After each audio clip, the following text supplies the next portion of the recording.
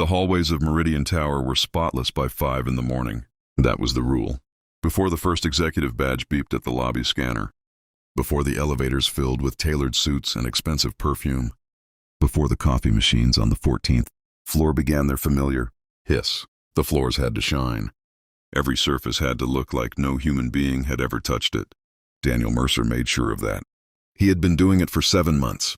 7 months of arriving at 3:45 in the morning, pulling his second-hand cart through the service entrance on the east side of the building, and working his way up from the ground, floor to the top, methodical, quiet, invisible. That was the job. And Daniel understood it better than most because invisibility, in his experience, was something you either ran from or learned to wear like a coat. He had learned to wear it. What the building directory did not say, what no one in the HR file had thought to ask about, was that Daniel Mercer came to work every morning after dropping his 8-year-old daughter, Lily, at her aunt's apartment 6 blocks away. He came to work carrying something heavier than any mop or bucket. He carried the memory of a hospital room, a signed paper, and a woman named Claire who had looked at him on her last night and said, with more calm than he had ever managed in his entire life, "She's going to be okay, Daniel. You're going to make sure of it." Claire had been gone for 14 months. Lily still slept with the light on. It was a Thursday in November when everything changed, though Daniel would not understand that until much later. On that particular Thursday, he had a problem. The problem was a birthday. Lily was turning 9 the following Saturday, but Thursday was the day her class was doing birthday celebrations during lunch. Every child who had a birthday that month got to bring something in. Something homemade, the teacher had specified in the note that came home. Something made with love, the note had actually said, in the cheerful font that elementary school teachers use when they have no idea what those words cost some parents. Daniel had read that note 3 times standing at the kitchen counter of their 1-bedroom apartment, something made with love. He had $43 in his wallet, and a shift that started at 3:45 in the morning. He had a daughter who had not smiled, truly smiled, the way she used to, in over a year. And he had a recipe. It was Claire's recipe. Honey lemon butter chicken with roasted garlic rice. She had made it every year on Lily's birthday since Lily was old enough to ask for it by name. The ingredients were not expensive. The technique was not complicated. What it required was time and a kitchen, and the particular kind of attention that turns ordinary food into something a child remembers for the rest of her life. The problem was that Daniel's apartment stove had stopped working 6 weeks ago, and the landlord had stopped returning calls 3 weeks ago, and a replacement coil for that specific model cost $80 that Daniel did not have and could not borrow without starting a conversation. He was not ready to have with anyone. He stood in the break room on the 11th floor at 4:20 in the morning, looking at the industrial range that the catering staff used for executive lunches, and he made a decision that he knew could cost him his job. He had bought the ingredients on his way to work. They were in a paper bag inside his cart, tucked between a roll of paper towels and a bottle of cleaning spray. Bone-in chicken thighs, a lemon, a small jar of honey, a head of garlic, long-grain rice, butter, salt, a sprig of thyme. He had found at the corner bodega for 60 cents and considered a small miracle. He was not going to make a large batch. He was not going to leave a mess. He was going to cook exactly what Lily needed, pack it carefully in the container he had brought, and have the kitchen cleaner. Then he found it before any catering staff arrived at 7. He had thought it through. He had told himself it was fine. He had also told himself that he was not going to cry while he cooked. And he was wrong about that too. The smell moved through the building the way good smells always do, without asking permission. By 5:30, the honey and lemon had reduced into something that had no right to exist in an office building before sunrise. The garlic had gone soft and golden in the pan. The chicken skin had crisped in a way that made a sound like a quiet promise. Daniel moved through it all with the focused silence of a man who had cooked this meal a dozen times, beside a woman who was no longer there to guide his hands. And he remembered everything, the way Claire tilted the pan, the moment she always said, "Not yet, give it one more minute," the way Lily used to stand on her step stool and announce that she was the official taster and that her opinion was final. He was so deep inside the memory that he did not hear the elevator. He did not hear the footsteps either. The first thing he heard was a voice, and it was not the voice of a custodial supervisor or a security guard. It was a woman's voice, low and careful, and it said simply, "What is that?" Daniel turned around. She was standing in the doorway of the break room in running clothes, holding a key card and a water bottle, looking at him with an expression he could not immediately read. He knew who she was. Everyone in the building knew who she was. Catherine Hale, Chief Executive, Officer of Meridian Group. She was in the building at 5:30 in the morning because, as the staff had long since understood, Catherine Hale was always in the building. What Daniel did not know, what he could not have known, was that Catherine Hale had not eaten a home-cooked meal in 4 years.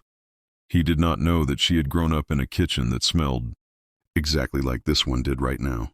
He did not know that her father had died 8 months ago, or that she had not cried at the funeral, or that she had not cried at all, because there had not been a single moment in 8 months when she had stopped moving long. Enough for the grief to find her.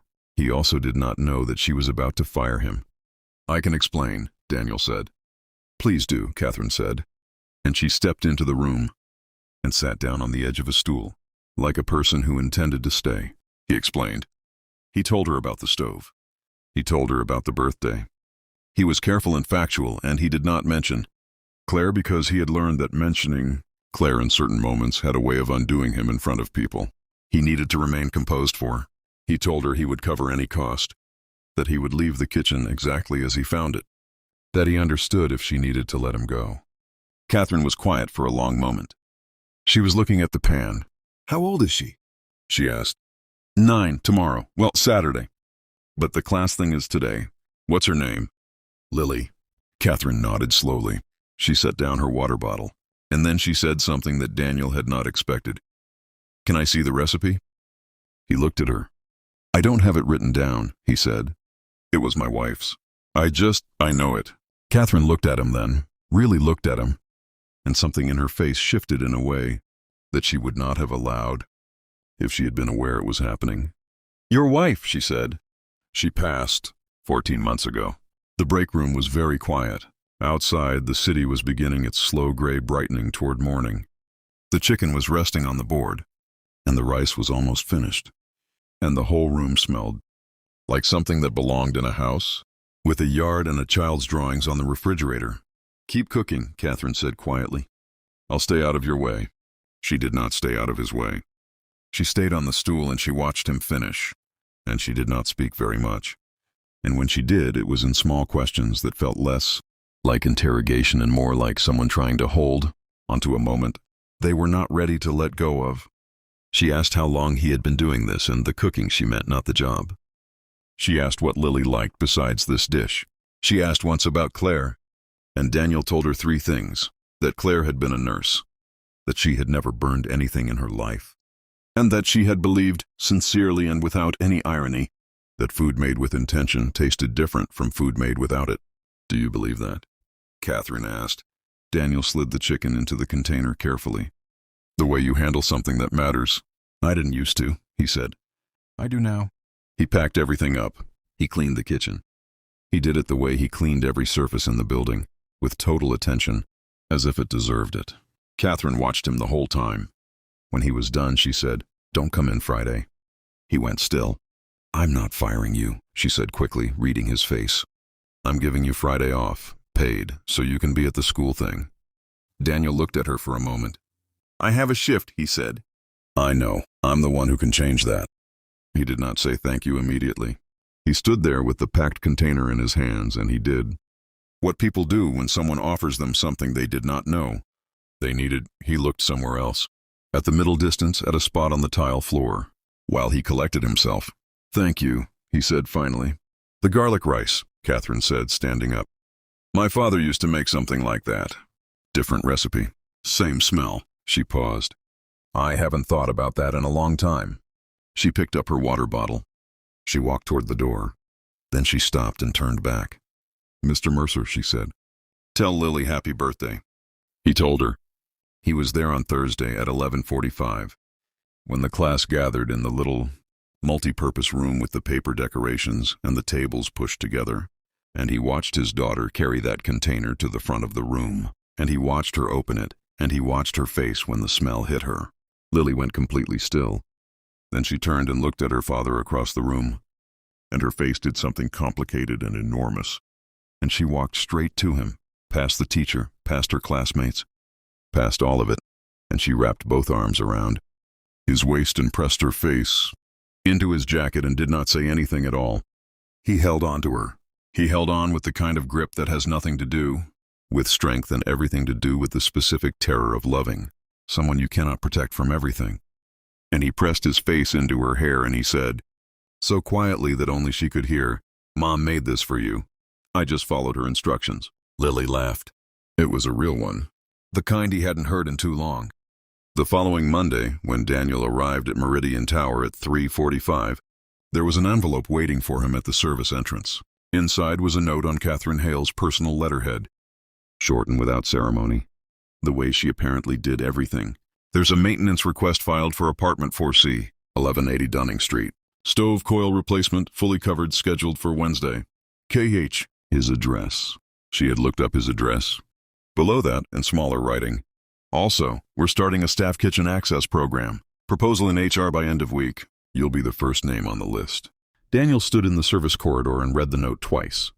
Then he folded it and put it in his jacket pocket, next to the spot where he sometimes still kept one of Claire's old grocery lists, the ones she'd written in her looping, careless handwriting on whatever paper was nearby. The list that always ended with something that wasn't a grocery item. Call Mom. Tell Daniel the thing. Don't forget you're doing fine. He picked up his cart. He went to work. And somewhere across the city, in an apartment with the light still on, a 9-year-old girl was sleeping better than she had in 14 months. Dreaming, maybe, of something that smelled like honey and lemon and the particular safety of a meal that someone who loves you made from memory, from grief, from everything they had left, just to make sure you knew you were not alone. If you also know someone who silently gives everything for their children, dedicate this video to them. And if this story touched your heart, then please subscribe to this channel. And thank you for watching this video until the end. You made it this far, and that means your heart still feels, and that is enough.